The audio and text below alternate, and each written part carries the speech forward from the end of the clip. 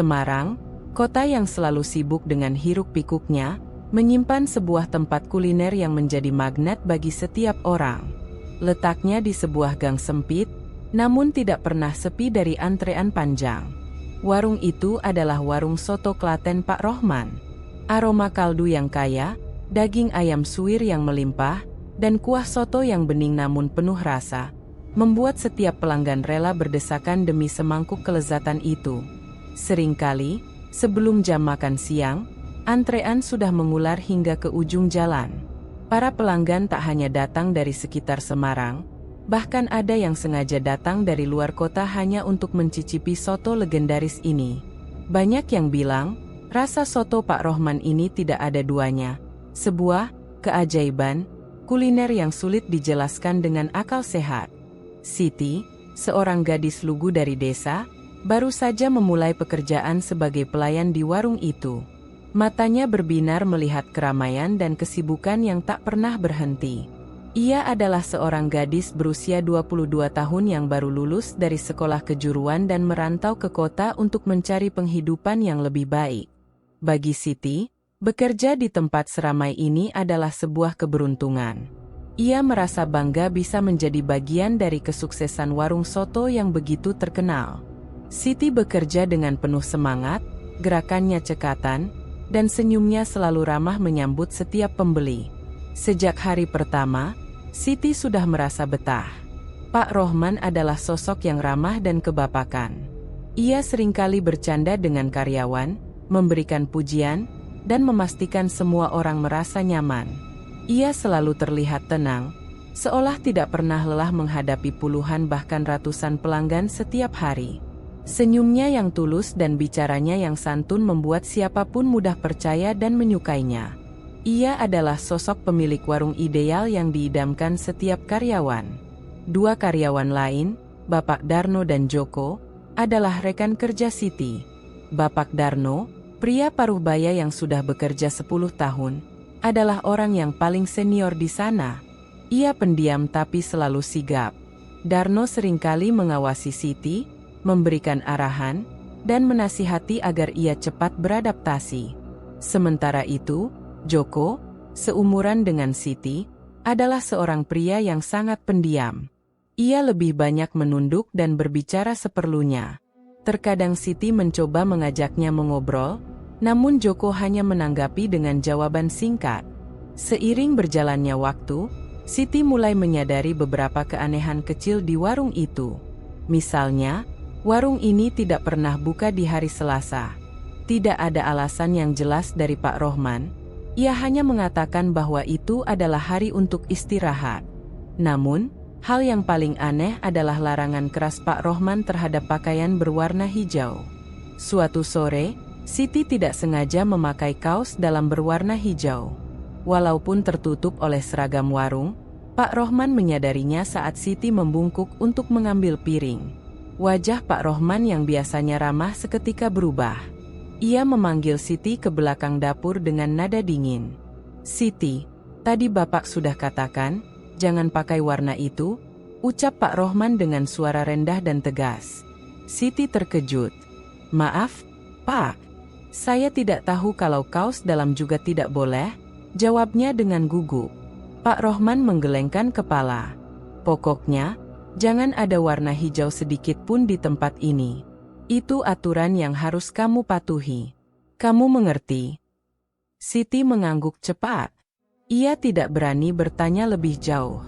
Sikap Pak Rohman yang tiba-tiba berubah begitu drastis membuatnya merinding. Larangan itu terasa begitu misterius, seolah ada rahasia besar di baliknya. Ia hanya bisa menuruti perintah, tidak ingin membuat masalah di tempat kerja barunya. Malam itu, saat warung sudah tutup, Siti merenungkan kejadian tadi. Ia masih tidak bisa memahami mengapa sebuah warna bisa begitu dilarang. Saat ia membereskan sisa-sisa pekerjaan, ia melihat Bapak Darno sedang membersihkan sebuah cawan kuno di dekat tempat wajan soto.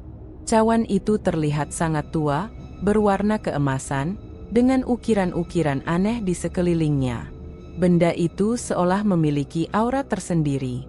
Darno membersihkannya dengan sangat hati-hati, seolah takut merusaknya. Ia tidak pernah melihat cawan itu digunakan untuk apapun. Siti mencoba bertanya, "Itu cawan apa, Pak Darno?" Darno terkejut. Ia segera menyembunyikan cawan itu di balik kain lap. "Bukan apa-apa, Siti. Ini cuma koleksi lama Pak Rohman," jawabnya terbata-bata. Ia terlihat tidak nyaman. Siti merasakan ada hal lain yang tidak diceritakan Darno. Ada sesuatu yang janggal, sesuatu yang disembunyikan. Ia memutuskan untuk tidak bertanya lagi. Malam itu, di kamar kosnya yang sempit, Siti tidak bisa tidur. Pikirannya melayang-layang pada larangan aneh Pak Rohman, ekspresi ketakutan Darno, dan cawan kuno yang misterius itu. Ia mulai merasakan ada kegelapan yang terselubung di balik gemerlap kesuksesan warung soto Klaten Pak Rohman. Keajaiban soto itu, rasanya, tidak sesederhana yang ia pikirkan. Pagi berikutnya, Siti datang lebih awal ke warung. Semangatnya untuk bekerja masih membara, meskipun pikiran tentang kejadian semalam terus mengganggu. Ia menemukan Darno sedang menyiapkan bahan-bahan, wajahnya terlihat muram. Siti mendekatinya dengan hati-hati. "Pak Darno, semalam ada apa?" tanya Siti pelan. "Pak Rohman kok tiba-tiba marah begitu?" Darno berhenti mengiris wortel. Ia menatap Siti dengan tatapan lekat, seolah menimbang apakah harus menjawab atau tidak. "Siti, di sini ada banyak aturan. Aturan yang tidak tertulis," bisiknya, suaranya nyaris tak terdengar. "Kadang, lebih baik tidak tahu daripada tahu. Kamu masih muda, jalani saja pekerjaanmu." Siti merasa frustasi dengan jawaban Darno. "Tapi, Pak, saya bingung. Kenapa warna hijau begitu dilarang? Saya cuma pakai kaos dalam." Darno menghela napas panjang. Ia meletakkan pisaunya dan mengajak Siti duduk di bangku belakang warung yang masih kosong. "Begini, Siti. Dulu, pernah ada karyawan yang nekat pakai baju hijau. Dia itu bandel, tidak percaya sama omongan Pak Rohman. Akhirnya, dia menghilang. Tidak ada yang tahu kemana." Mata Siti membulat. "Menghilang? Hilang bagaimana, Pak?" "Entah. Tiba-tiba dia tidak masuk kerja. Pak Rohman bilang dia pulang kampung, tapi teman-temannya tidak bisa dihubungi. Sejak saat itu, kami semua jadi sangat berhati-hati," jelas Darno, suaranya syarat dengan ketakutan. "Banyak hal aneh di sini. Warung ini tidak pernah sepi, tapi perhatikan, hanya Pak Rohman yang tahu resep bumbu rahasia.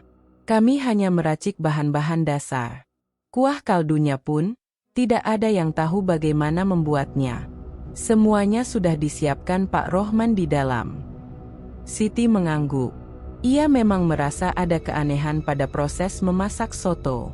Pak Rohman sering mengunci diri di dapur kecil di belakang warung selama beberapa jam, lalu keluar dengan wajan berisi bumbu rahasia yang aromanya langsung menyebar ke seluruh warung. Selain itu, Darno juga menceritakan tentang jam kerja yang tidak biasa.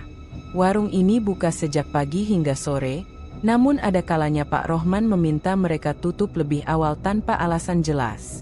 Paling aneh, setiap malam Jumat Kliwon, warung selalu tutup lebih awal, bahkan tidak ada satupun karyawan yang boleh tinggal di dalam warung. Pada malam-malam itu, kita dilarang mendekati warung, apalagi menginap.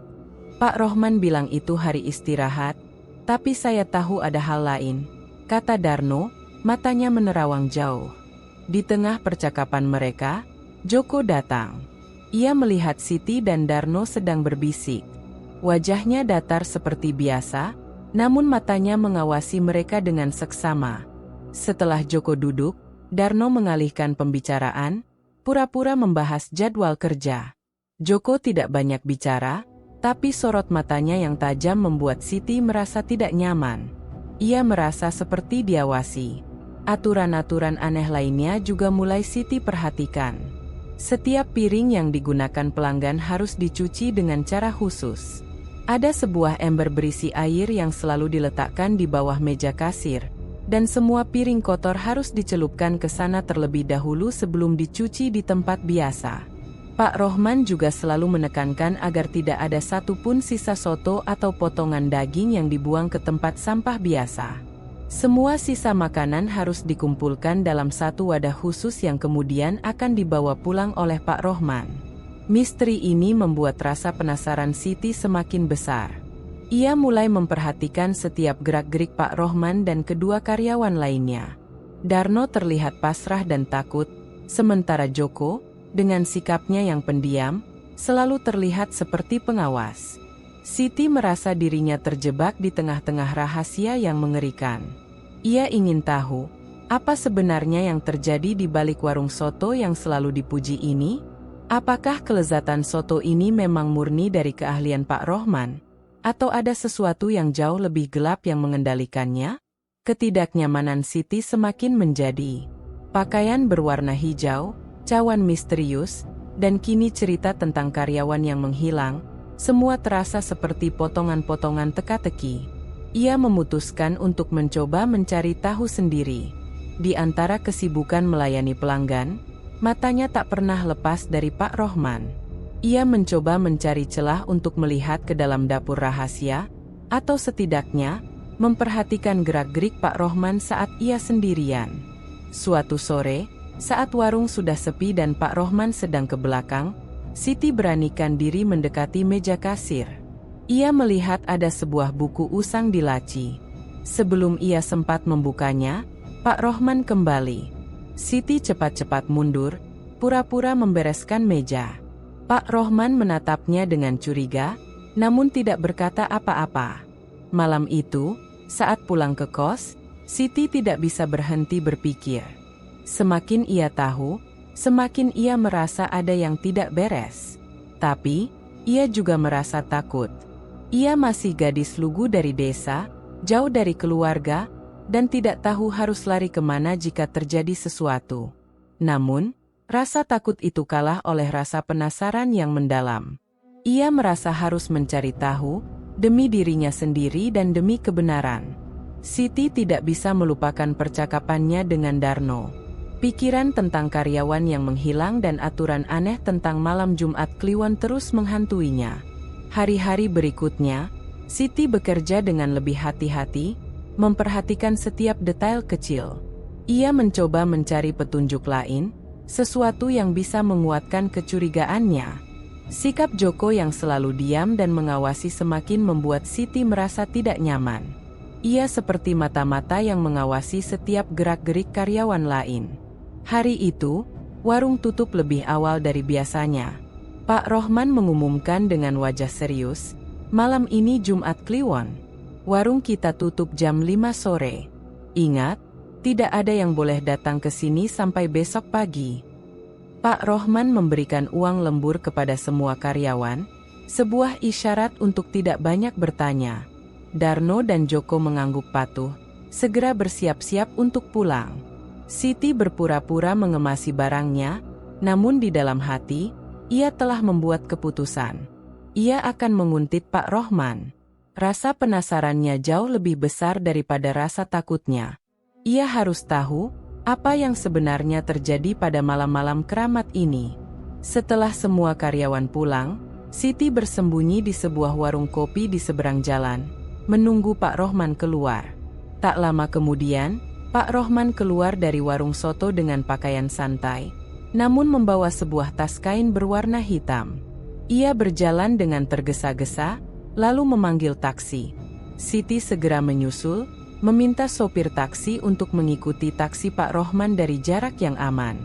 Perjalanan itu membawa mereka keluar dari pusat kota yang ramai menuju pinggiran kota yang sepi dan gelap. Jalanan mulai dihiasi pepohonan rindang dan kebun-kebun yang kosong. Di kejauhan, hanya ada lampu-lampu jalan yang redup, menambah suasana mencekam. Jantung Siti berdegup kencang. Ia tidak tahu apa yang akan ia temukan, namun ia sudah terlanjur melangkah sejauh ini. Taksi Pak Rohman berhenti di depan sebuah gubuk tua di tengah-tengah kebun tebu yang luas. Gubuk itu tampak reot dan terkesan angker. Siti membayar taksinya, lalu bersembunyi di balik semak-semak, mengamati Pak Rohman dari kejauhan. Tak lama kemudian, dari dalam gubuk keluar seorang wanita tua yang bungkuk, mengenakan kebaya hitam dan kain jarik usang. Wanita itu adalah Simbok Tini. Wajahnya dipenuhi kerutan dan tatapannya kosong. Namun auranya sangat kuat dan menakutkan. Pak Rohman menyambutnya dengan hormat, seolah-olah wanita itu adalah penguasa. Mereka masuk ke dalam gubuk. Siti memberanikan diri mendekat, mengendap-endap hingga ke jendela gubuk yang tertutup kain lusuh. Ia mengintip melalui celah kecil. Di dalam gubuk, ada sebuah meja kecil di tengah ruangan. Di atasnya terdapat lilin yang menyala dan beberapa sesajen. Terdapat juga sebuah cawan kuno, mirip dengan yang dilihat Siti di warung, dan sebuah keris yang diletakkan di samping cawan. Simbok Tini mulai mengucapkan mantra-mantra dalam bahasa yang tidak dimengerti Siti. Suaranya serak dan berat, menciptakan suasana yang lebih dingin dan menakutkan. Pak Rohman duduk bersila di depannya, menundukkan kepala. "Bagaimana, Rohman? Apakah kau sudah siapkan tumbalnya?" tanya Simbok Tini, suaranya menggelegar. Siti terkejut. "Tumbal? Sesuai dengan apa yang Darno ceritakan." "Sabar, Simbok. Usaha sedang bagus, kita harus menunggu waktu yang tepat. Jangan terburu-buru," jawab Pak Rohman dengan nada memohon. "Usaha bagus karena perjanjian kita, Rohman. Kau butuh darah segar? Sudah 3 bulan tidak ada persembahan. Kekuatan Soto MU akan melemah. Jangan sampai aku yang bertindak sendiri." Simbok Tini membentak, matanya yang tajam menatap Pak Rohman. Siti merasakan seluruh tubuhnya merinding.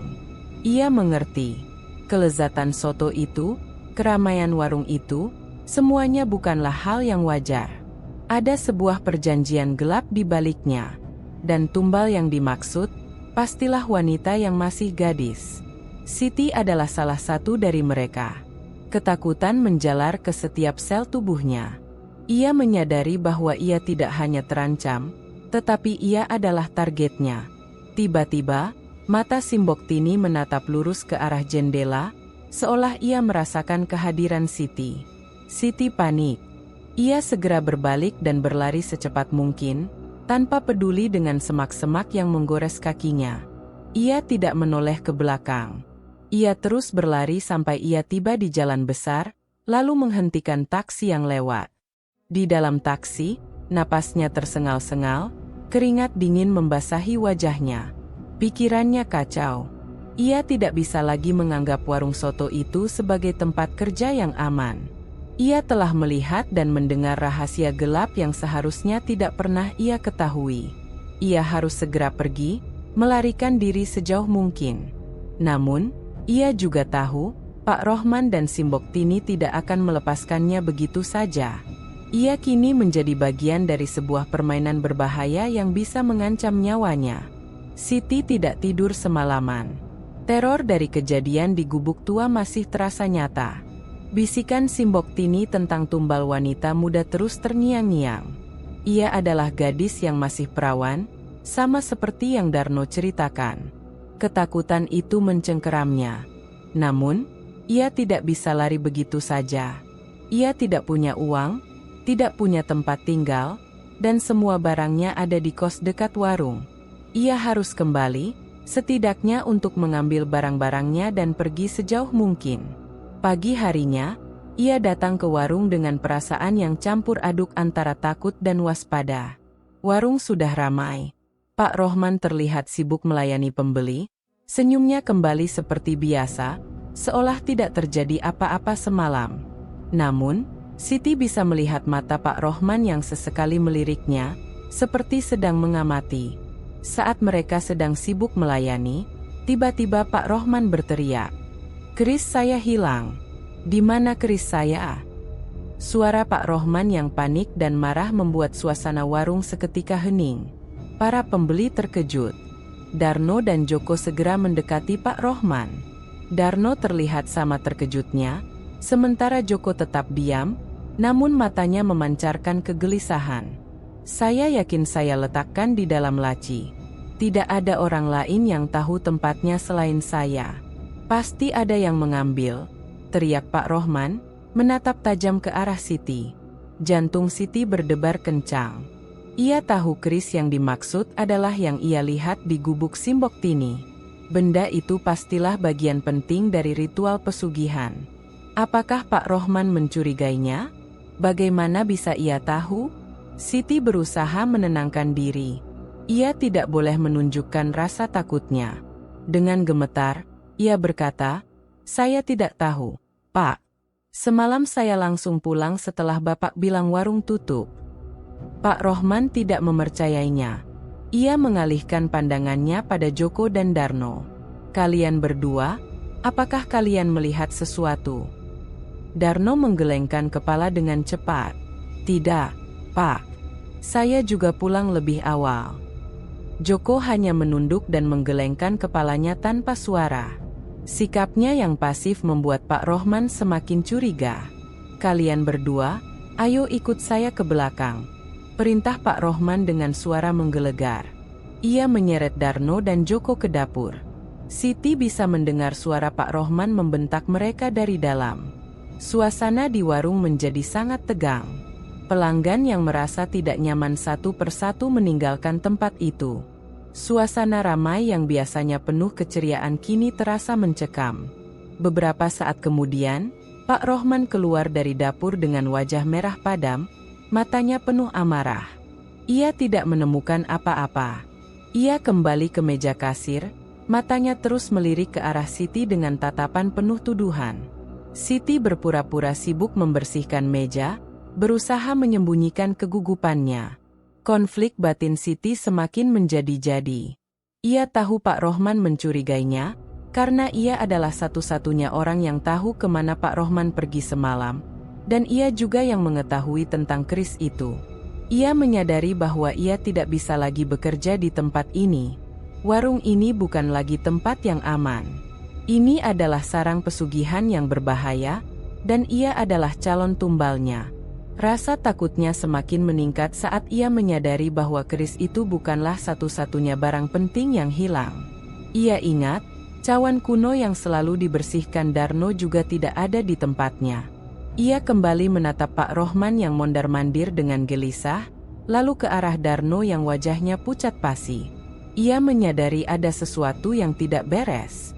Darno sepertinya tahu lebih banyak dari yang ia ceritakan. Sore harinya, saat warung sudah mulai sepi, Siti memberanikan diri mendekati Darno.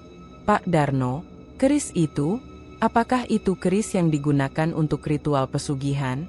tanyanya dengan suara berbisik. Wajah Darno semakin pucat. Ia menatap Siti dengan ketakutan. "Siti, jangan banyak bertanya. Saya sudah bilang, jangan ikut campur urusan ini." "Tapi, Pak, saya rasa Pak Rohman mencurigai saya. Saya adalah tumbal yang mereka cari," ucap Siti, matanya berkaca-kaca. "Tadi malam saya menguntit Pak Rohman. Saya melihatnya bertemu dengan Simbok Tini di sebuah gubuk. Mereka bicara tentang tumbal." Darno terlihat sangat terkejut. Ia menarik Siti ke sudut yang lebih sepi. "Bodoh, kenapa kamu lakukan itu? Sekarang nyawamu dalam bahaya, Siti," bisik Darno. "Kamu tahu apa yang terjadi dengan karyawan lain yang menghilang? Mereka dijadikan tumbal. Kamu harus lari, Siti. Sekarang juga." Siti menangis. "Tapi saya tidak tahu harus kemana, Pak. Saya tidak punya siapa-siapa di sini." Darno menatapnya dengan kasihan. "Saya akan bantu, tapi jangan sekarang. Pak Rohman masih mengawasi kita. Kita harus tunggu sampai warung tutup." Siti mengangguk. Ia merasa sedikit lega karena ada Darno yang bersedia membantunya. Ia tidak sendirian. Namun, rasa lega itu tidak bertahan lama. Ia melihat Joko sedang menguping pembicaraan mereka dari balik rak piring. Joko menatap mereka, lalu segera berbalik seolah tidak terjadi apa-apa. Jantung Siti kembali berdebar. Apakah Joko sudah mendengar semuanya? Apakah Joko akan melaporkannya kepada Pak Rohman? Kini, Konflik batin Siti tidak lagi tentang memilih antara rasa penasaran dan ketakutan, tetapi tentang bagaimana ia bisa selamat dari situasi yang mematikan ini. Ia harus menemukan jalan keluar, sebelum dirinya menjadi korban pesugihan warung soto yang mengerikan ini. Malam itu, setelah warung tutup, Siti menemui Darno di sebuah warung kopi kecil yang agak jauh dari tempat mereka bekerja. Siti merasa hatinya tidak tenang. Wajah Joko yang menatapnya dengan curiga terus terbayang. Ia harus memastikan Darno bersedia membantunya dan bisa dipercaya. "Pak Darno, kita harus bicara serius. Saya sudah sangat takut," ucap Siti dengan suara bergetar. Darno menghela napas panjang. "Saya tahu, Siti. Saya juga merasa tidak tenang. Apalagi setelah Bapak Rohman marah-marah mencari keris itu. Saya yakin dia sudah curiga." "Apa benar keris itu ada hubungannya dengan pesugihan?" tanya Siti, mencoba memastikan lagi apa yang ia dengar dari percakapan Pak Rohman dan Simbok Tini. Darno menatapnya lekat. "Dulu, saat saya masih baru di sini, warung ini tidak seramai sekarang. Rasanya biasa saja. Sampai suatu hari, Pak Rohman datang dengan sebuah keris. Setelah itu, warung ini langsung meledak.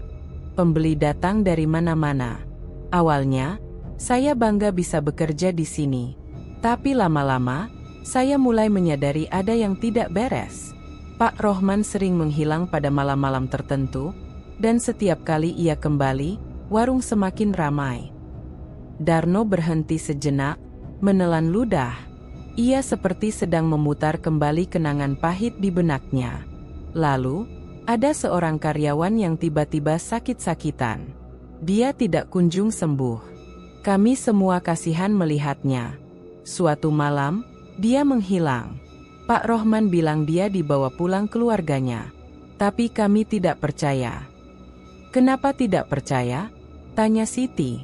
"Karena setelah dia menghilang, rasa soto itu berubah. Rasanya jadi lebih enak, jauh lebih enak dari sebelumnya.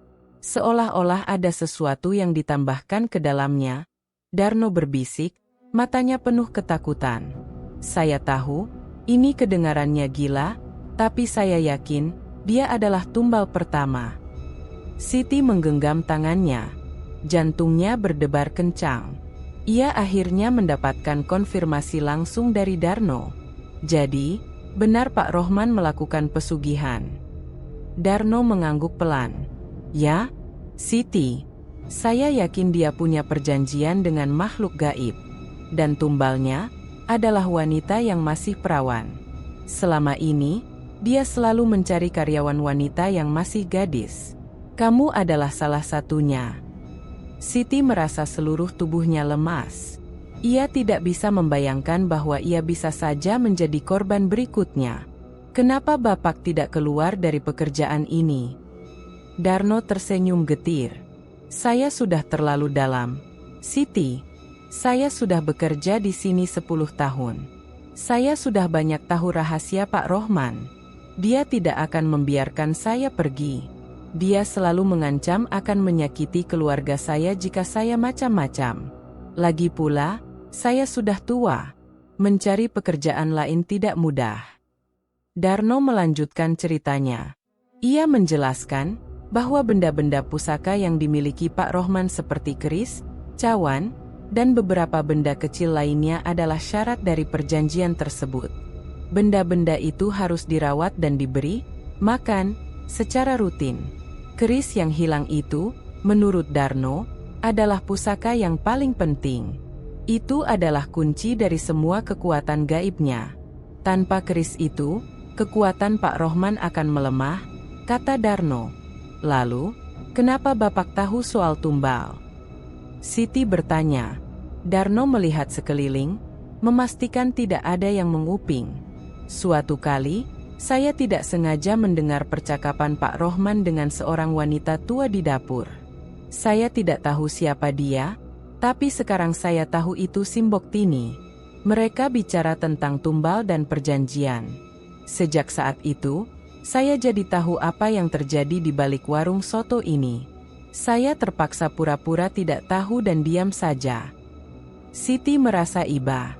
Ia menyadari bahwa Darno juga menjadi korban dalam situasi ini. Kenapa Bapak melarang saya memakai baju hijau? Apa itu ada hubungannya? Saya dengar dari cerita-cerita orang, makhluk yang menguasai pesugihan ini tidak suka dengan warna hijau. Jadi saya peringatkan kamu untuk tidak memakainya. Saya hanya ingin kamu aman. Siti merasa bersalah. Ia tidak tahu bahwa larangan itu adalah bentuk perlindungan dari Darno. Ia kini menyadari bahwa Darno adalah satu-satunya orang yang bisa ia percaya. Siti, kita harus pergi dari sini. Cepat atau lambat, Pak Rohman akan tahu. Dia tidak akan membiarkanmu lolos. Dia membutuhkanmu untuk tumbal, ucap Darno dengan suara parau. Tapi bagaimana dengan Joko? Saya rasa dia mata-mata Pak Rohman. Tadi sore dia menguping pembicaraan kita, ujar Siti. Darno terkejut. Saya tahu dia aneh, tapi saya tidak menyangka dia akan sejauh itu. Kalau begitu, kita harus lebih hati-hati lagi. Darno kemudian memberitahu Siti bahwa ia punya sedikit tabungan. Kita bisa pergi ke kota lain, jauh dari sini. Saya akan bantu kamu. Tapi kita harus pergi sebelum Pak Rohman bertindak. Dia bisa melakukan apa saja dengan kekuatan gaibnya. Siti mengangguk. Ia tidak tahu harus berkata apa. Semua yang terjadi terasa seperti mimpi buruk. Di balik warung soto yang lezat dan ramai, tersimpan rahasia yang mengancam nyawa. Ia harus segera pergi, sebelum ia menjadi korban pesugihan berikutnya.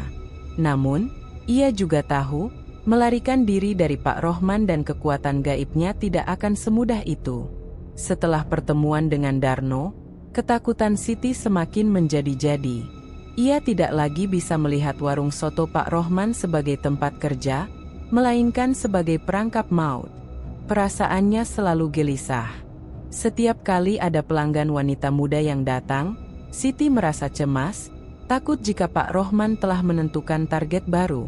Namun di sisi lain, ia juga merasa lega karena Pak Rohman tidak akan mengambilnya sebagai tumbal jika ada kandidat lain. Pemikiran ini membuat Siti merasa bersalah dan menjijikkan. Ia tidak mau ada orang lain yang menjadi korban. Ia harus segera melarikan diri, tetapi sebelum itu, teror sudah datang menghampirinya. Saat Siti membersihkan meja di warung yang sudah sepi, ia merasakan aura dingin yang menusuk tulang. Hawa di sekitarnya terasa berat dan mencekam. Aroma soto yang biasanya lezat kini terasa seperti bau amis dan anyir. Siti menoleh ke arah dapur dan melihat bayangan hitam melintas dengan cepat. Namun saat ia berkedip, bayangan itu hilang. Ia mengira itu hanya perasaannya saja, namun keanehan itu terus berlanjut. Saat Siti sedang mencuci piring, ia mendengar bisikan-bisikan aneh yang memanggil namanya. Bisikan itu terdengar seperti suara wanita yang mengerikan, berbisik dari balik tembok. Siti, Siti, kau tidak bisa lari. Siti menjatuhkan piring yang ia pegang. Piring itu pecah menjadi beberapa bagian, membuat Darno dan Joko yang sedang membersihkan meja terkejut. Siti, kamu kenapa? Tanya Darno, wajahnya terlihat khawatir. Saya dengar sesuatu, Pak. Jawab Siti, suaranya bergetar. Darno menatapnya dengan tatapan penuh simpati. Jangan pikirkan. Itu cuma ilusi. Sudah, cepat bereskan piringnya. Namun, Darno tahu ini bukan ilusi. Ia sudah mengalami hal serupa saat ia mulai mengetahui rahasia Pak Rohman. Ia sadar, makhluk gaib yang membantu pesugihan itu mulai mengincar Siti. Teror itu tidak hanya terjadi di warung. Malamnya, saat Siti kembali ke kos, ia mendengar suara ketukan di pintu kamarnya. Padahal, ia tahu, tidak ada orang di luar. Saat ia mengintip dari celah pintu, tidak ada siapa-siapa. Namun saat ia berbalik, ia melihat bayangan hitam besar melayang di depan jendela kamarnya. Bayangan itu berbentuk seperti seorang wanita dengan rambut panjang tergerai. Wajahnya tidak terlihat jelas. Jantung Siti berpacu kencang. Ia hanya bisa bersembunyi di balik selimut, berdoa agar bayangan itu menghilang. Setiap malam, teror itu semakin menjadi-jadi. Bisikan-bisikan itu semakin jelas, suara ketukan semakin keras, dan bayangan-bayangan itu semakin sering muncul. Siti tidak bisa tidur nyenyak. Ia merasa lelah secara fisik dan mental. Wajahnya yang dulunya ceria kini terlihat pucat dan dipenuhi lingkaran hitam. Darno menyadari perubahan itu. Ia tahu, Siti sedang diteror oleh makhluk gaib. Darno menemui Siti saat warung sepi. "Siti, kamu harus lebih kuat. Makhluk itu akan terus mengganggu kamu sampai kamu menyerah. Mereka ingin membuatmu lelah, lalu mengambil jiwamu," Darno menjelaskan dengan suara rendah. "Lalu apa yang harus saya lakukan, Pak? Saya tidak bisa melawan." Siti menangis. "Kamu harus berani. Jangan tunjukkan rasa takutmu. Jangan pernah menyambut bisikannya. Dan jangan pernah, sekalipun, menatap matanya jika dia muncul." Darno memberikan nasihat. Meskipun Darno mencoba menguatkan, rasa takut Siti sulit untuk hilang. Ia sadar, teror ini tidak akan berhenti sampai ia berhasil melarikan diri. Pak Rohman dan Simbok Tini sedang mengawasinya dari jarak jauh, menggunakan makhluk gaib itu untuk menakut-nakuti dan melemahkan mental Siti. Suatu malam, saat Siti sedang tertidur, ia merasakan kasurnya bergetar. Ia terbangun dan melihat sekeliling. Tiba-tiba, ia merasakan cekikan di lehernya. Napasnya tersengal-sengal. Ia berusaha berteriak, namun suaranya tidak keluar. Ia melihat bayangan hitam dengan mata merah menyala berdiri di samping tempat tidurnya. Bayangan itu tersenyum mengerikan, seolah mengejeknya. Siti berjuang sekuat tenaga, mencoba melepaskan diri. Ia ingat nasihat Darno. Ia menutup matanya rapat-rapat, dan di dalam hati, ia membaca ayat-ayat suci yang ia tahu. Perlahan, cekikan di lehernya mengendur. Bayangan itu menjerit kesakitan dan menghilang.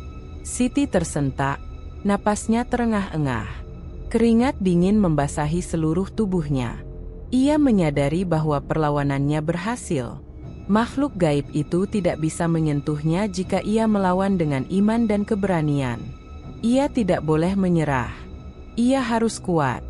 Kejadian itu membuat Siti semakin yakin. Ia tidak bisa lari tanpa rencana. Ia harus tahu lebih banyak tentang kekuatan Simbok Tini dan Pak Rohman, dan mencari cara untuk menghentikan mereka. Ia menyadari, melarikan diri saja tidak cukup. Ia harus mengakhiri teror ini agar tidak ada korban lain. Perlawanan batin Siti telah dimulai, dan ia harus memenangkannya. Teror gaib yang dialami Siti semakin menguatkan tekadnya untuk melawan. Ia sadar, melarikan diri saja tidak akan cukup. Ia harus menghentikan sumber dari semua teror ini, Simbok Tini dan perjanjian pesugihan itu. Dengan keberanian baru, ia memutuskan untuk mencari tahu lebih banyak tentang Simbok Tini dan bagaimana kekuatannya bekerja. Ia menemui Darno di warung saat Pak Rohman sedang ke pasar. "Pak Darno, saya ingin tahu lebih banyak tentang Simbok Tini. Siapa dia sebenarnya?" tanya Siti. Darno menatapnya. Ada sedikit rasa kagum di matanya melihat perubahan sikap Siti yang kini lebih berani. "Simbok Tini, dia bukan orang sembarangan, Siti. Dia adalah dukun yang sangat kuat. Orang bilang, dia menguasai ilmu hitam yang sudah turun-temurun dari nenek moyangnya." Darno melanjutkan, "Dulu, sebelum Pak Rohman, Simbok Tini sudah dikenal sebagai orang yang bisa memberikan kekayaan instan melalui pesugihan. Tapi, syaratnya berat. Banyak orang yang gagal dan malah celaka. Tapi Pak Rohman, dia berbeda. Dia rela memberikan apa saja demi kekayaan." Menurut Darno, perjanjian antara Pak Rohman dan Simbok Tini dimulai 10 tahun lalu. Saat itu, Pak Rohman hanya memiliki warung kecil yang sepi. Terdesak kebutuhan, ia datang kepada Simbok Tini. Simbok Tini menjanjikan kekayaan tak terbatas, asalkan Pak Rohman bersedia memberikan tumbal secara berkala. Tumbal itu adalah jiwa wanita muda yang masih perawan, sebagai santapan untuk makhluk gaib yang membantu mereka. Makhluk itu, mereka menyebutnya Jiwanggo.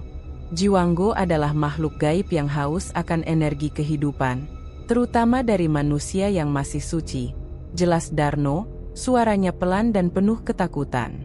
Rasa soto itu bukan bumbu biasa, Siti. Itu adalah campuran bumbu dengan energi dari Jiwanggo. Makanya rasanya tidak ada duanya. Orang yang memakannya akan ketagihan, tanpa sadar mereka juga memberikan sedikit energi mereka kepada Jiwanggo. Siti terperangah. Ia tidak menyangka kelezatan soto itu berasal dari hal sekeji itu. Ia merasa mual.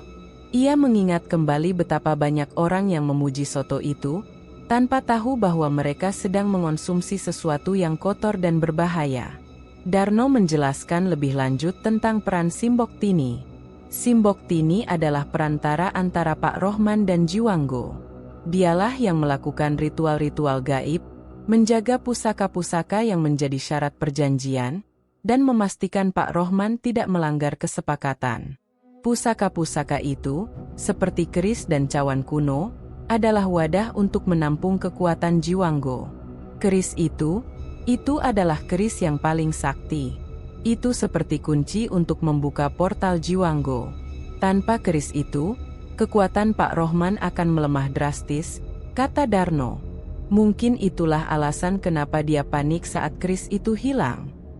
Siti menyadari bahwa kehilangan keris itu adalah celah. Jika mereka bisa menemukan keris itu dan menghancurkannya, mereka mungkin bisa memutus perjanjian itu selamanya. Apa Simboktini akan membantu Pak Rohman mencari keris itu? Tanya Siti. Tentu saja. Simboktini tidak akan membiarkan perjanjiannya gagal. Kalau gagal, dia juga akan menanggung akibatnya. Kekuatan Jiwanggo bisa berbalik menyerangnya, jawab Darno. Pembicaraan mereka terhenti saat Joko masuk ke dapur. Ia menatap mereka dengan wajah datar seperti biasa, namun Siti bisa merasakan tatapan mata yang penuh kecurigaan. Joko mengambil beberapa bahan lalu kembali ke depan. Siti dan Darno terdiam. Mereka tahu, mereka tidak bisa lagi bicara terlalu banyak di warung.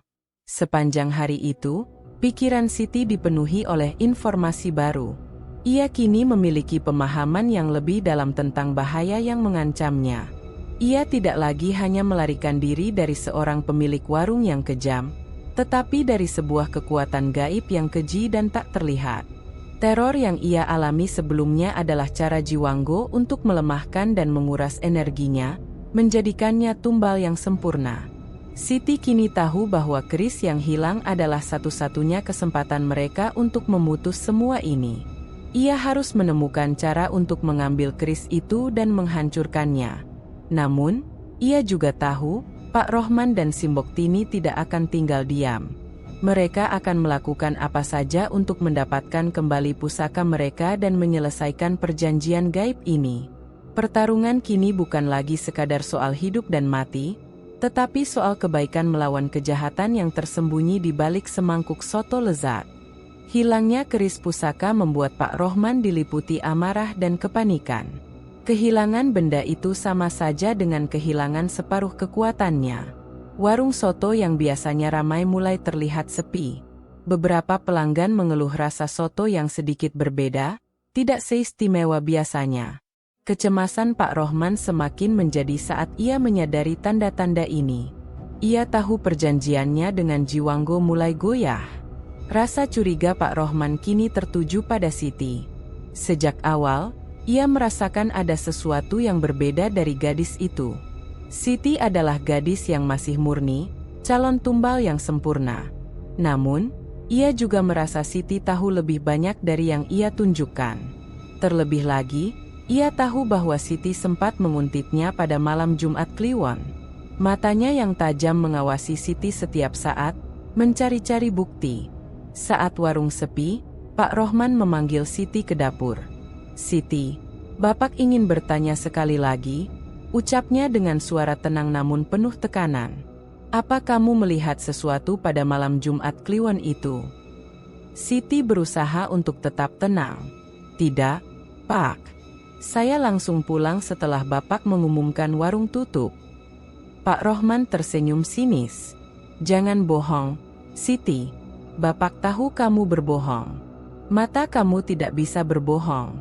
Apa yang kamu lihat? Apa yang kamu lakukan? Jantung Siti berdebar kencang. Ia tahu, ia tidak bisa lagi bersembunyi. Tapi ia juga tidak boleh mengakui semuanya. Saya tidak melakukan apa-apa, Pak. Saya bersumpah, kata Siti, suaranya bergetar. Pak Rohman mendekat, wajahnya berubah menjadi menakutkan. Kamu pikir Bapak bodoh? Setelah kamu menguntit, keris pusaka Bapak menghilang. Apa ini kebetulan? Siti terdiam, tidak bisa berkata-kata. Ia tahu Pak Rohman sudah curiga berat. Ia hanya bisa menunduk, berharap Pak Rohman tidak melakukan hal-hal yang tidak diinginkan.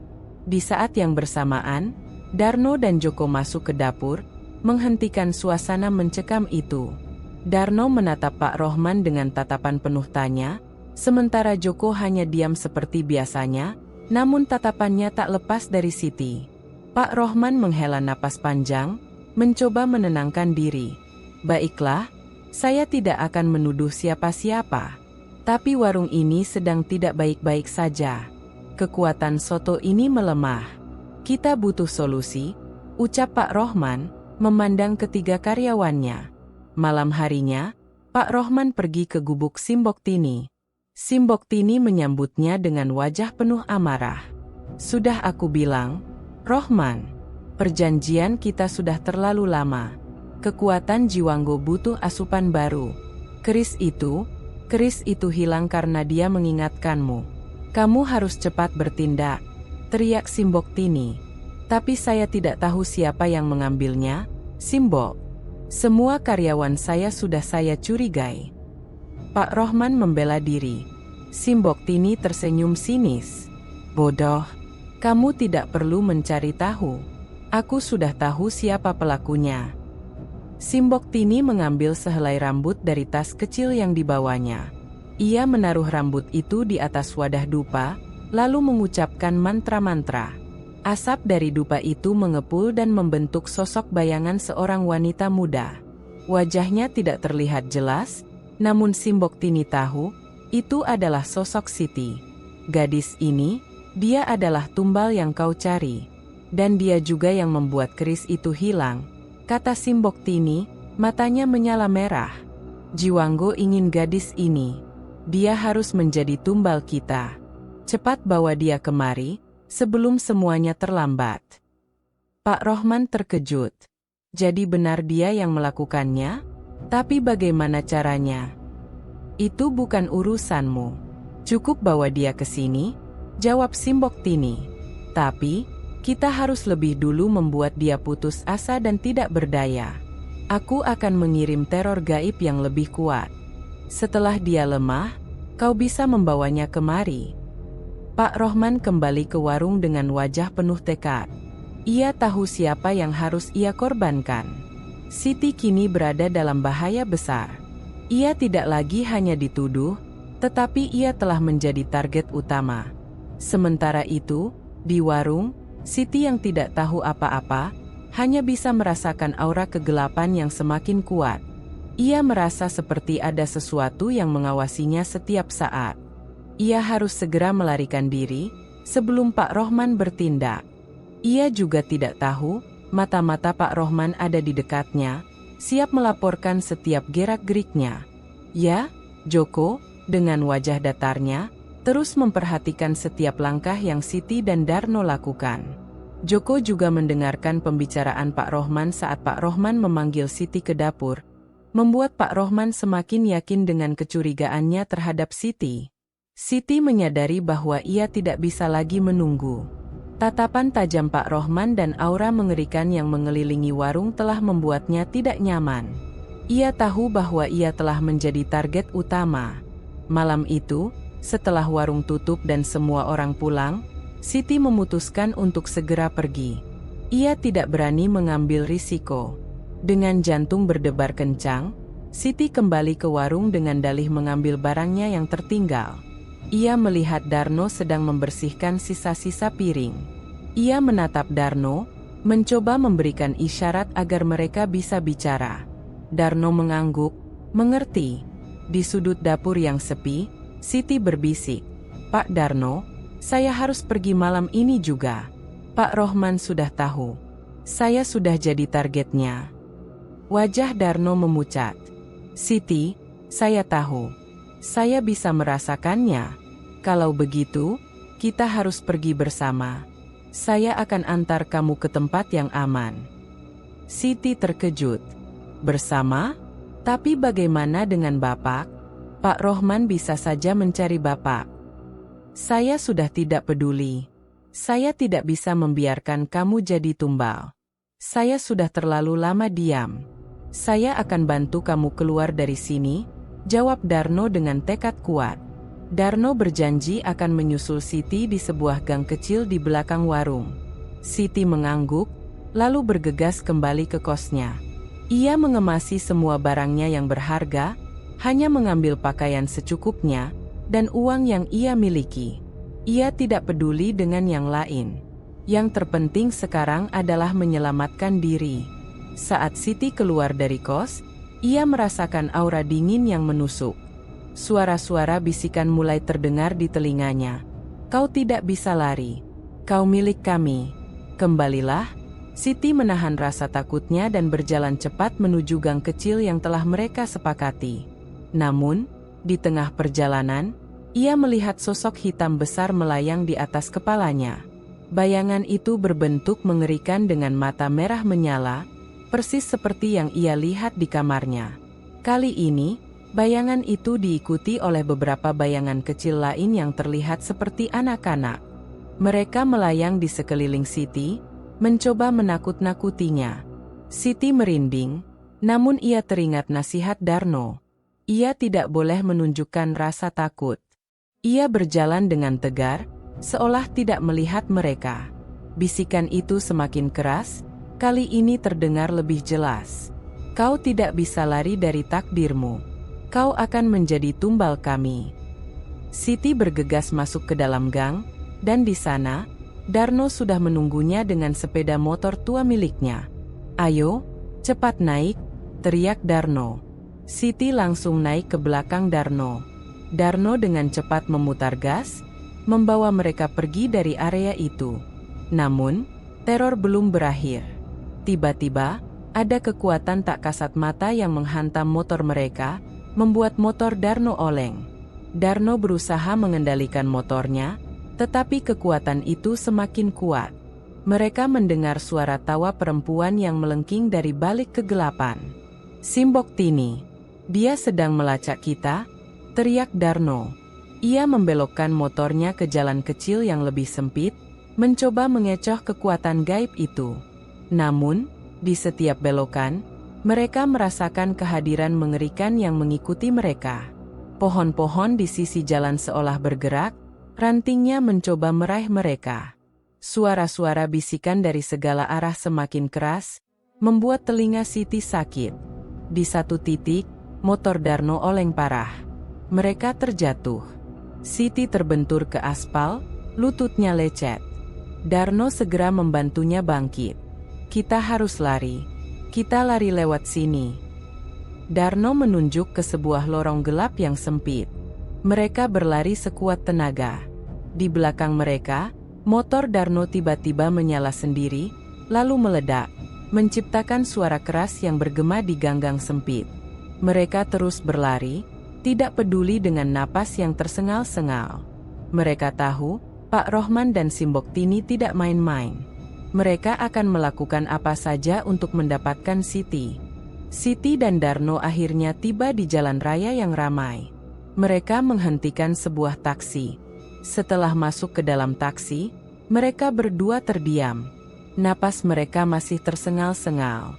Siti menoleh ke belakang, memastikan tidak ada lagi bayangan atau suara yang mengikuti. Untuk saat ini, mereka aman. Namun, Siti tahu, pelarian ini baru permulaan. Ia adalah gadis polos yang kini berada di tengah-tengah konflik antara manusia serakah dan kekuatan gaib. Ia tidak bisa hanya lari. Ia harus membalas, untuk dirinya sendiri dan untuk orang-orang yang sudah menjadi korban. Ia harus menghentikan Pak Rohman dan Simbok Tini. Di dalam taksi, Siti dan Darno terdiam. Mereka masih terengah-engah, mencoba menenangkan diri setelah pengejaran yang mengerikan. Napas mereka yang tidak teratur adalah satu-satunya suara di dalam mobil. Siti menoleh ke belakang, memastikan tidak ada lagi bayangan atau suara yang mengikuti. Namun, ia tidak merasa lega sepenuhnya.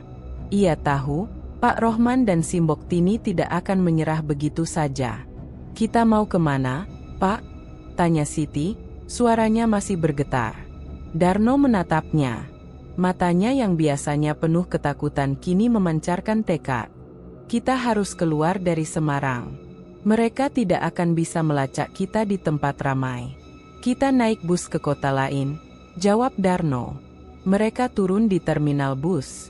Suasana terminal yang ramai dan penuh orang memberikan sedikit rasa aman.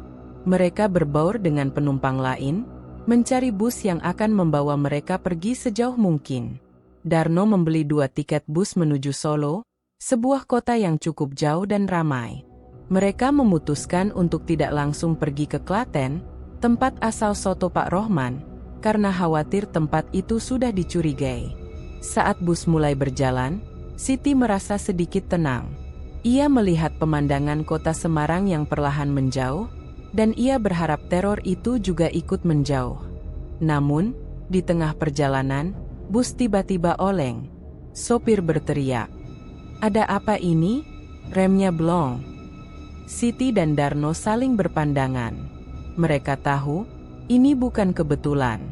Ini adalah ulah dari kekuatan gaib. Bus terus melaju dengan kecepatan tinggi, melewati jalanan yang berliku.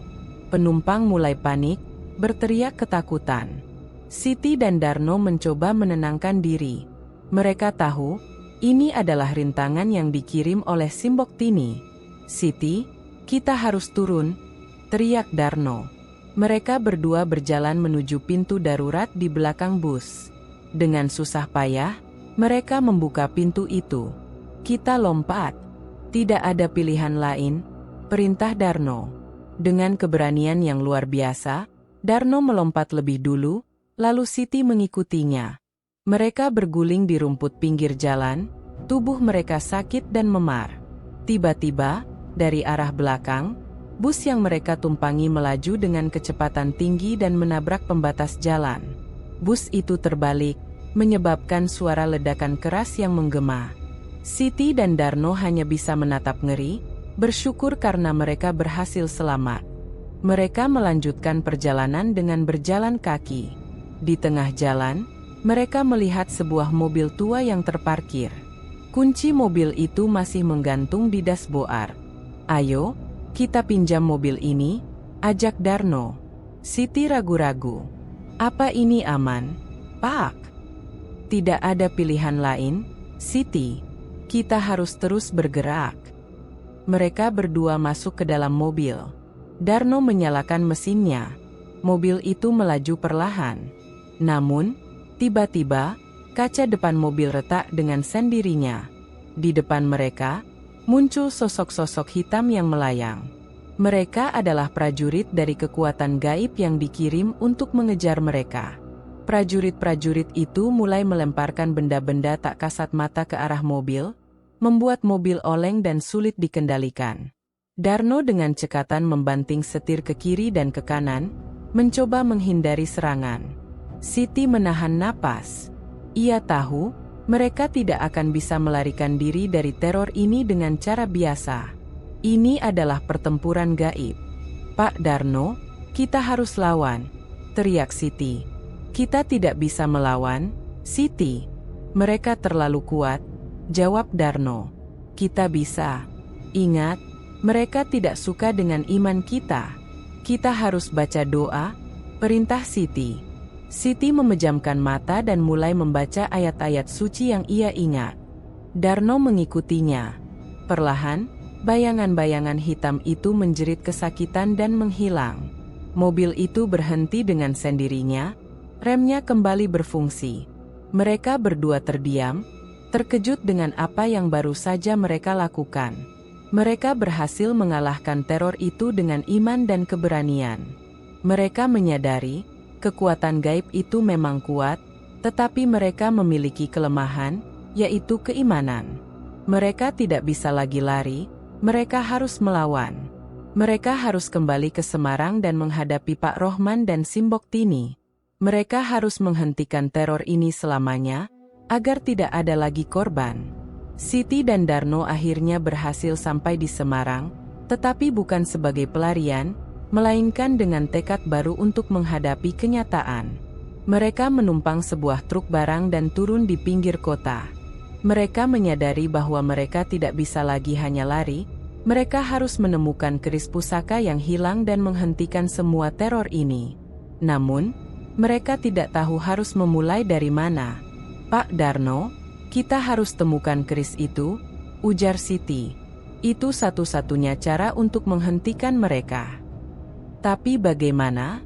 Pak Rohman dan Simbok Tini pasti menyembunyikannya dengan sangat baik," jawab Darno.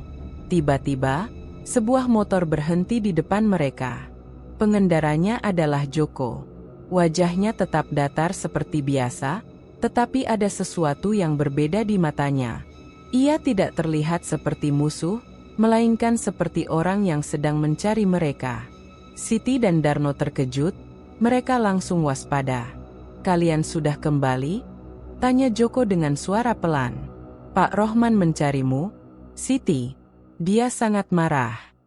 Siti mundur beberapa langkah, menarik Darno ke belakangnya.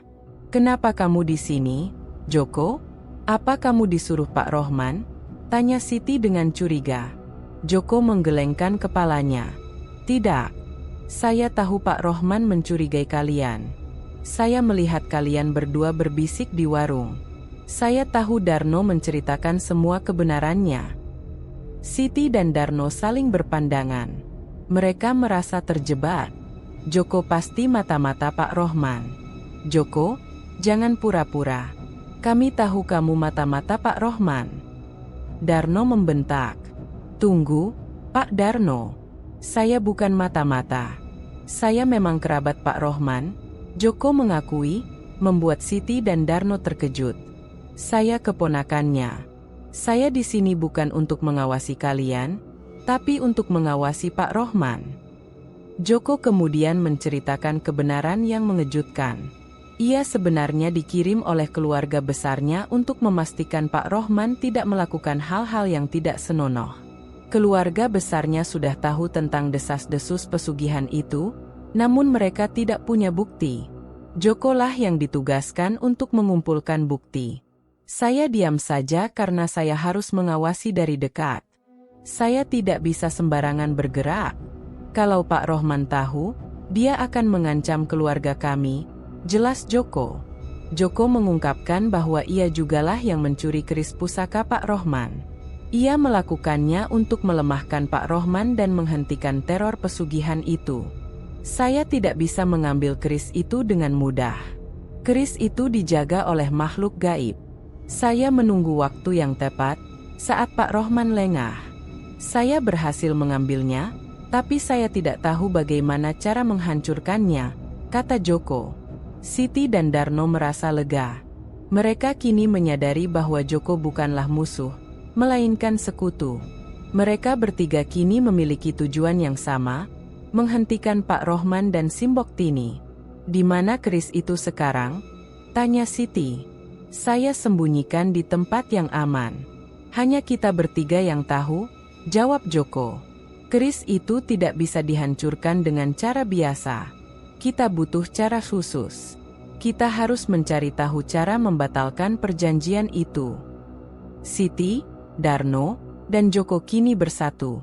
Mereka menyadari bahwa mereka tidak bisa lari lagi.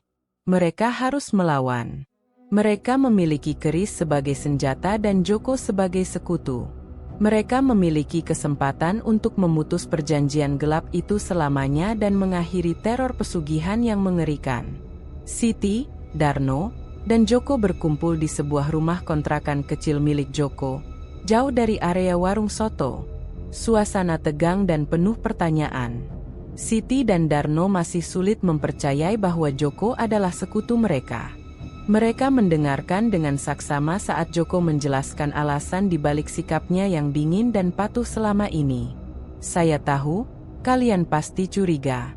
Saya memang terlihat seperti boneka Pak Rohman, kata Joko, matanya menatap Darno. Tapi saya harus berhati-hati. Kalau Pak Rohman tahu saya mengkhianatinya, dia tidak akan segan melukai keluarga saya. Dia sudah mengancam kami berulang kali. Joko menjelaskan bahwa ia adalah satu-satunya orang di antara keluarga besarnya yang cukup berani untuk mencoba membongkar praktik pesugihan ini.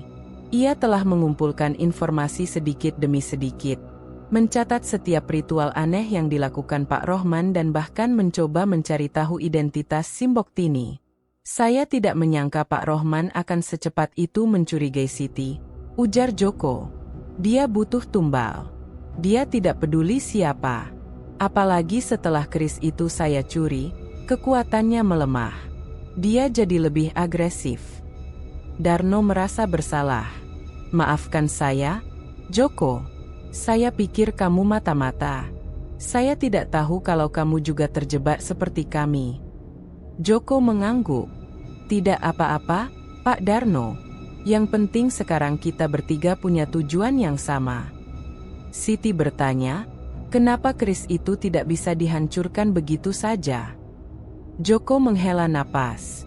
Keris itu bukan benda biasa. Itu adalah pusaka yang sudah diisi dengan perjanjian gaib. Menghancurkannya dengan cara fisik akan sia-sia. Bahkan jika kita hancurkan, jiwanya akan kembali ke pemiliknya. Kita harus membatalkan perjanjiannya terlebih dahulu. Bagaimana caranya? Tanya Siti.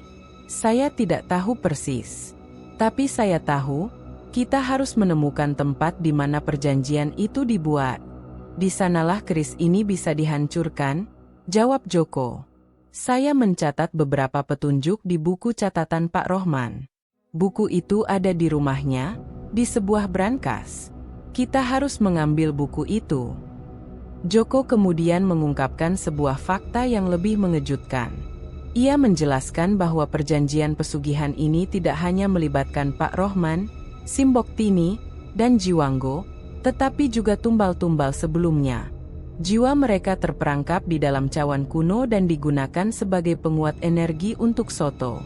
Setiap tumbal yang dikorbankan, arwahnya tidak bisa tenang.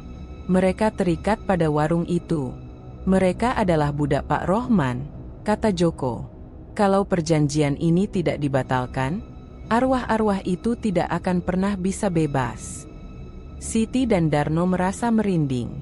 Mereka tidak hanya bertarung untuk keselamatan mereka, tetapi juga untuk kebebasan arwah-arwah yang sudah menjadi korban. Hal ini memberikan motivasi baru bagi mereka. Tapi bagaimana kita bisa masuk ke rumah Pak Rohman? Itu terlalu berbahaya, Siti mengingatkan. Saya tahu seluk-beluk rumahnya. Saya sering berkunjung ke sana sebagai keponakannya, jawab Joko dengan yakin. Saya juga tahu kapan waktu yang paling aman untuk menyusup. Pak Rohman akan pergi ke gubuk Simboktini malam Jumat Kliwon. Kita punya kesempatan emas untuk mengambil buku itu. Siti, Darno, dan Joko kini menyusun rencana. Mereka akan bekerja sama untuk mengambil buku catatan Pak Rohman dan mencari tahu cara untuk membatalkan perjanjian gaib. Mereka sadar, ini adalah misi yang berbahaya, mempertaruhkan nyawa mereka di tangan kekuatan gelap. Namun, mereka tidak punya pilihan lain. Mereka harus mengakhiri teror ini selamanya. Dengan tekad yang membara, Siti, Darno, dan Joko menyusun rencana dengan matang. Mereka menunggu malam Jumat Kliwon tiba. Sesuai perkiraan Joko, Pak Rohman pergi ke gubuk Simboktini untuk melakukan ritualnya. Ini adalah kesempatan mereka. Joko memimpin jalan. Ia tahu setiap sudut dan celah di rumah Pak Rohman. Ia menuntun Siti dan Darno masuk melalui jendela belakang yang tidak terkunci. Di dalam rumah, suasana terasa dingin dan mencekam, seolah ada aura tak kasat mata yang mengawasi mereka. Brankasnya ada di kamar Pak Rohman, Di balik lukisan, bisik Joko. Mereka berjalan pelan, bersembunyi di balik bayangan. Saat tiba di kamar Pak Rohman, mereka menemukan sebuah lukisan pemandangan yang tergantung di dinding. Joko dengan cepat menurunkan lukisan itu dan di baliknya, sebuah brankas kecil tersembunyi. "Saya tahu kodenya," ucap Joko. Ia memasukkan kombinasi angka, dan brankas itu terbuka. Di dalamnya, terdapat beberapa dokumen, sejumlah uang, dan sebuah buku catatan tua bersampul kulit. Buku itu adalah target mereka. Joko mengambilnya, lalu mereka bertiga keluar dari rumah Pak Rohman secepat mungkin, tanpa meninggalkan jejak. Mereka kembali ke kontrakan Joko. Dengan hati-hati, mereka membuka buku catatan itu. Di setiap halaman, terdapat tulisan tangan Pak Rohman yang rapi, berisi catatan tentang ritual, tumbal, dan perjanjian dengan Simbok Tini. Di tengah-tengah buku, ada sebuah halaman yang berisi diagram dan tulisan dalam bahasa Jawa kuno. "Ini dia," seru Joko. "Ini adalah cara untuk membatalkan perjanjiannya." Siti dan Darno mendekat. Mereka melihat diagram itu, menunjukkan sebuah tempat di tengah hutan, dan sebuah ritual yang harus dilakukan di sana. Ada juga tulisan yang menyebutkan bahwa keris harus ditaruh di sebuah batu besar yang dikelilingi oleh 7 pohon beringin, dan cawan harus diisi dengan air dari sumur keramat. "Cawan kuno itu juga bagian dari ritualnya," kata Darno, teringat cawan yang sering ia bersihkan di warung. Joko melanjutkan, "Dan kita harus melakukannya pada malam Jumat Kliwon. Itu adalah satu-satunya waktu di mana kekuatan Simbok Tini dan Pak Rohman paling lemah. Namun, ada satu masalah. Mereka tidak tahu di mana tempat itu. Deskripsi dalam buku catatan itu sangat samar." "Saya tahu tempat ini," Darno tiba-tiba berseru. Ini adalah tempat di mana Pak Rohman sering pergi pada malam Jumat Kliwon. Ini dekat gubuk Simbok Tini, tapi lebih jauh lagi ke dalam hutan." Mereka bertiga menyusun rencana baru. Mereka tidak hanya akan mengambil keris dan cawan, tetapi juga akan pergi ke tempat di mana perjanjian itu dibuat. Di sana, mereka akan melakukan ritual untuk membatalkan perjanjian gaib itu. "Kita harus membawa keris ini, dan kita juga harus mengambil cawan kuno itu dari warung," kata Siti. Joko menggelengkan kepalanya. "Tidak perlu. Saya tahu di mana Pak Rohman menyembunyikan cawan itu. Dia menyimpannya di laci khusus di balik kasir warung. Saya akan mengambilnya besok pagi." Rencana mereka sudah jelas. Mereka akan mengambil cawan kuno itu, lalu pergi ke tempat di tengah hutan, dan membatalkan perjanjian gaib. Namun, mereka tahu, Pak Rohman dan Simbok Tini tidak akan diam saja. Mereka akan melakukan apapun untuk menghentikan mereka.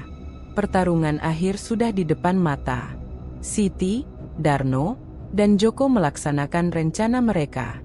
Pagi harinya, Joko berhasil menyusup ke warung soto dan mengambil cawan kuno dari laci khusus di balik kasir. Cawan itu terasa dingin, seolah menyimpan energi yang mengerikan. Pada malam Jumat Kliwon, mereka bertiga berkumpul dengan membawa buku catatan dan keris pusaka. Dengan berbekal peta samar yang digambar Joko dari ingatannya, mereka menyusuri jalan setapak di dalam hutan. Di tengah hutan, mereka menemukan sebuah clearing kecil yang dikelilingi oleh 7 pohon beringin tua. Di tengahnya, sebuah batu besar berdiri kokoh. Atmosfer di tempat itu terasa sangat berat, seolah dipenuhi oleh energi negatif. "Ini dia tempatnya," bisik Darno, suaranya dipenuhi ketakutan. Mereka mulai menjalankan ritual sesuai petunjuk buku. Siti mengambil cawan, mengisinya dengan air dari sumur keramat yang ditunjuk oleh Joko. Darno meletakkan keris di atas batu. Saat keris itu bersentuhan dengan batu, cahaya hijau terang menyebar, diiringi suara desisan yang mengerikan. Tiba-tiba, udara di sekitar mereka menjadi sangat dingin. "Apa itu?" tanya Siti. "Itu adalah Jiwanggo. Dia sudah tahu kita ada di sini," teriak Darno. Dari balik pepohonan, muncul sosok Pak Rohman. Wajahnya dipenuhi amarah, matanya merah menyala. Di sampingnya, Simbok Tini melayang, tangannya memancarkan energi gaib yang siap menyerang. "Beraninya kalian mengkhianatiku," teriak Pak Rohman. "Kalian tidak akan bisa menghancurkan perjanjianku." Simbok Tini menggerakkan tangannya, melepaskan energi gelap ke arah mereka. Namun, Joko dengan sigap menarik mereka berdua, menghindar dari serangan. "Kita harus cepat. Kekuatan mereka akan semakin kuat," teriak Joko. Siti meletakkan cawan yang berisi air di samping keris.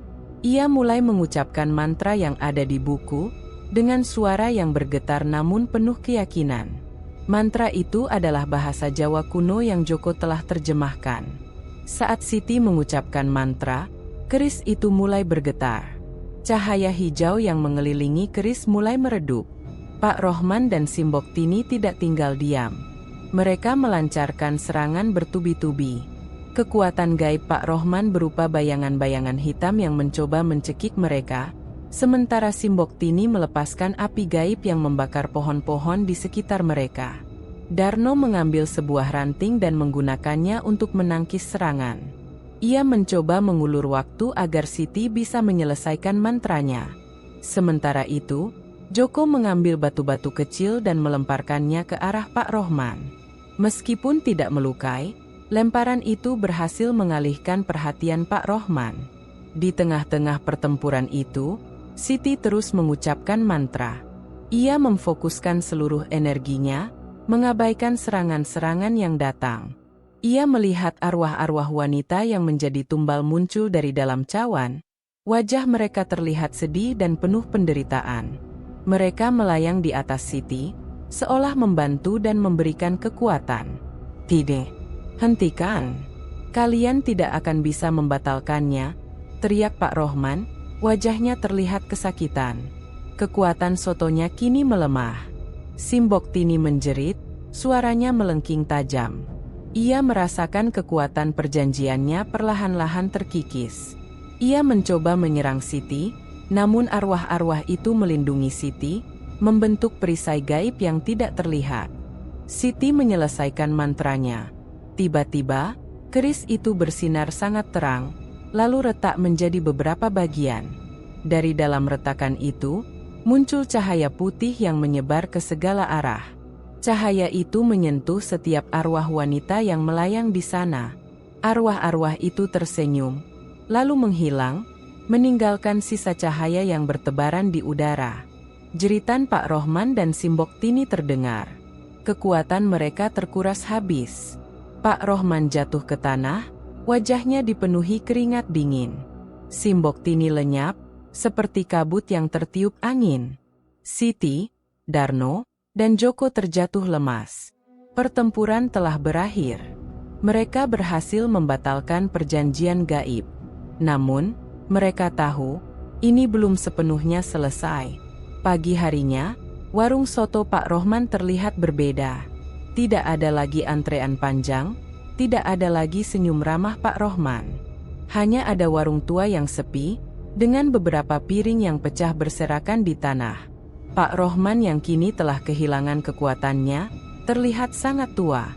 Wajahnya yang dulunya ramah kini dipenuhi dengan rasa putus asa.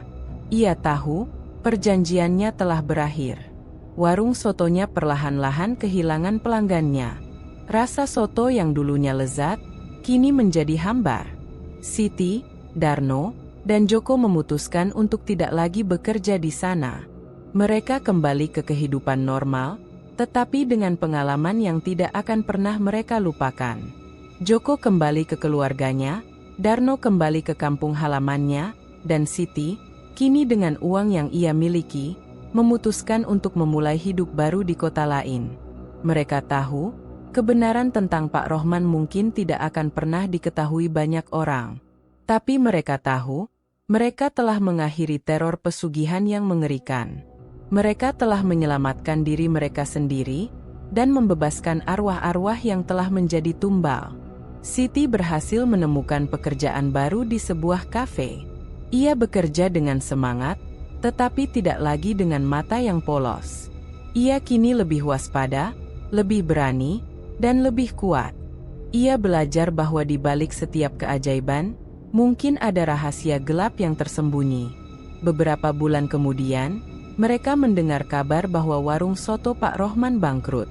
Pak Rohman menghilang, tidak ada yang tahu di mana ia berada.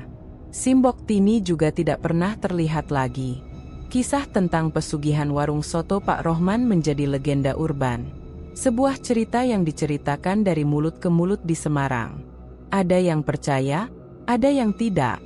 Tapi bagi Siti, Darno, dan Joko, kisah itu adalah kenyataan yang mengerikan, sebuah pertempuran batin yang telah mereka menangkan. Mereka kini hidup dengan trauma, tetapi juga dengan rasa lega karena mereka telah berhasil menemukan kebenaran. Kalau kamu suka cerita seperti ini, jangan lupa like kalau kamu menikmati ceritanya. Subscribe supaya gak ketinggalan cerita horor lokal berikutnya. Dan share ke temanmu yang suka kisah mistis, tapi juga penuh makna dan pelajaran hidup. Cerita seperti ini bakal terus hadir, bukan cuma buat menakut-nakuti, tapi juga buat mengingatkan bahwa di balik setiap keinginan, ada harga yang harus dibayar. Sampai jumpa di kisah selanjutnya.